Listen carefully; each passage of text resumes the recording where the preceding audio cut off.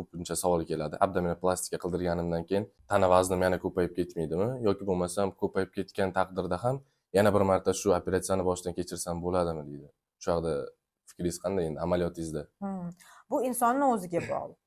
Albatta. Agarda operatsiyadan keyin to'g'ri ovqatlansa, yeyotgan energiyasini teng ravishda ishlatsa, ya'ni fizическая aktivnost, 10 ming qadam yo sport zal bo'ladigan bo'lsa, unda yaxshi natija bo'ladi.